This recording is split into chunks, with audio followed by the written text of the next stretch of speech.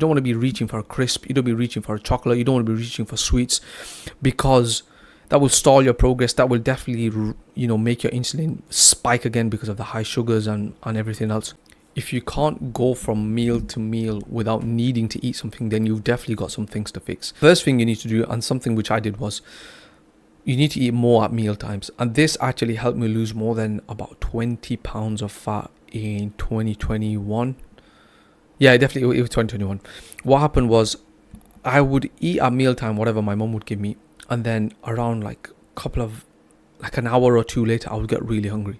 And the thing is, when you go to grab something quick, it's usually something like a crisp, something like a chocolate, some sweets, like breads, donuts, cereal, things which are not really good for you. And then because of that, because I wasn't eating enough at meal times, I would actually end up eating more than what I needed to eat. Like my calorie, say for example, my calories which I needed to maintain my weight was around 2,500, for example, right? And at meal times, I was only eating like 500, 600, and then a little bit after, I would get hungry. And then because I was snacking on a regular basis, my insulin was high, and my daily, calorie intake was way more than 2,000. It was probably around 3,000, because that constant snacking, all them empty calories that you're eating, they're not really food, and they don't even fill you up. In the moment, you're like, you know what, I'm eating something, I'm having a crisp, you know what, it'll be all right. It'll hold me over to the next meal. But I don't know about you, but I can't really eat just one crisp. I'm definitely not just eating one crisp. I'll have like 1, 2, maybe even 3. Sometimes, it's them big bags. Those, forget about it.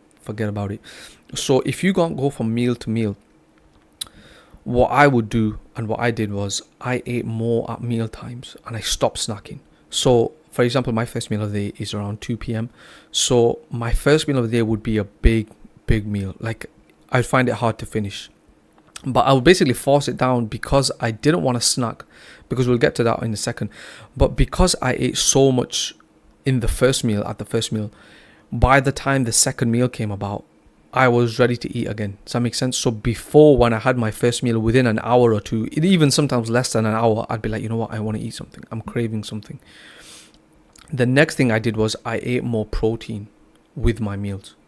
So my meals were a lot more chicken, a lot more, like red meat, a lot more fish. I also learned how to actually make a protein pancake recipe thing. If you join my Skool community, it'll just automatically send it to you. It's free anyway, so just join. But I would make something like that for like the first meal of the day, or I would have that as an optional thing. Depending on how hungry you are, you can tailor the recipe.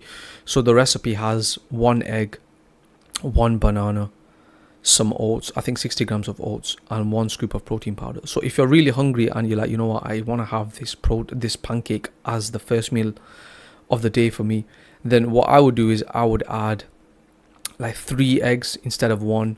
I would add like a scoop and a half of protein powder. I would put in some baking powder. I'd put in some collagen protein powder. Not collagen protein powder. I would just add in some collagen powder. You could just mix it up. You could add some blueberries, but I would eat more at my first meal. And then on occasion, because of whatever reason, right? Say I did get hungry around 5-6 p.m. Then I would have a protein shake. So the aim is, and what you're probably figuring out from this video is, if you can't go from meal to meal, eat more, but not just eat more, eat more carbohydrates and fats, eat more protein. And when you eat more protein, you feel more satiated, you feel more stronger in the gym as well, because you've just got more meat inside of you. You've just got more meat inside of you. You just feel more stronger, you feel more satiated, and it's just very good for the body as well, especially if you're eating a lot of red meat. You can literally live off of red meat. If you only eat red meat, like for example, I don't know who the person was, but everyone who basically does a carnivore diet, they're living off meat, they're living off eggs, they're living off fruits.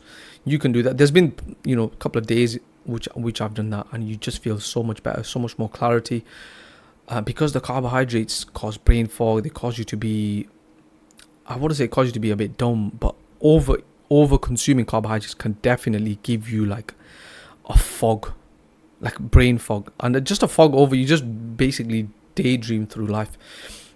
So if you can't go from meal to meal, this is what you need to do. Eat more at meal times, less snacking, And if you feel like, you know what, if you initially stop snacking, ice cream man, if you initially stop snacking and you're like, you know what, I'm still hungry, like what can I do, I'm still eating more at meals, you need to have even more at meals, even more protein. You just need to have more food, to the point where you're satiated. Your meals should be satiating you. And the next thing is, you need to lower your insulin. When your insulin is unregulated, if you become insulin unsensitive, so your insulin is basically broken, what happens is your leptin will also be broken. And you might be thinking, what is leptin? Leptin is responsible for hunger signaling. So if your insulin is broken because for years and years you basically snacking all day every day, there's no period of time in the day where, you know, for more than half an hour you don't eat anything.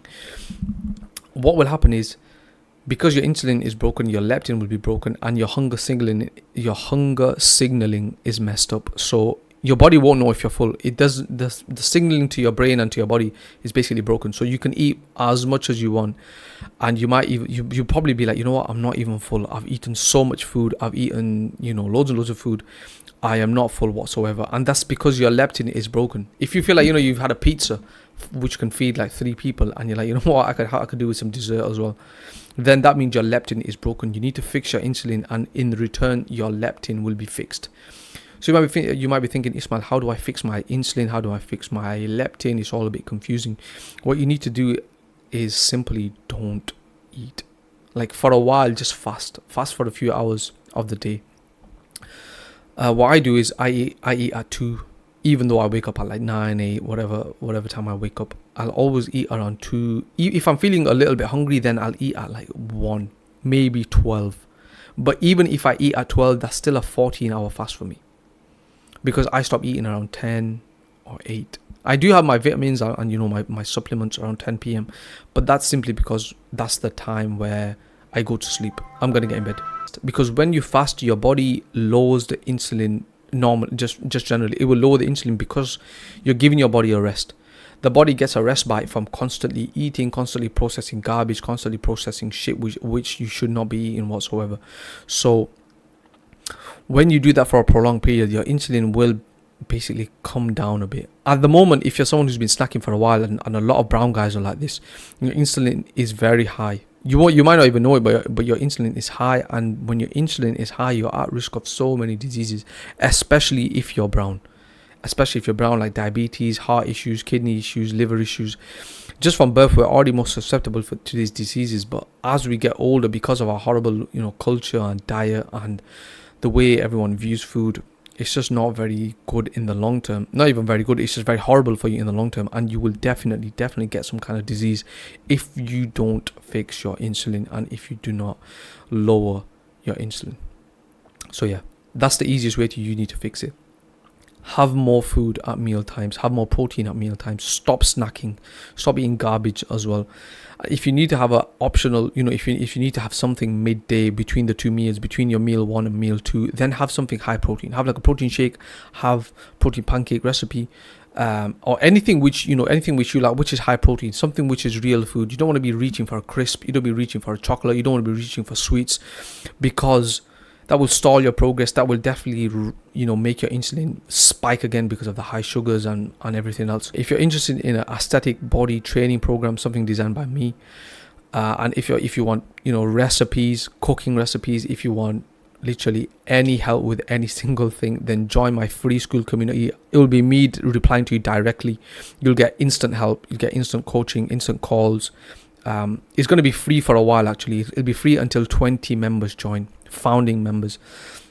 So if you're interested in something like this, if you're brown, if you're a bit confused about what to do about diet, about, you know, recovery, about sleep, about training, about lifestyle, then join my free Skool community. The link will be in the description below, the first one. Click on that. Thank you.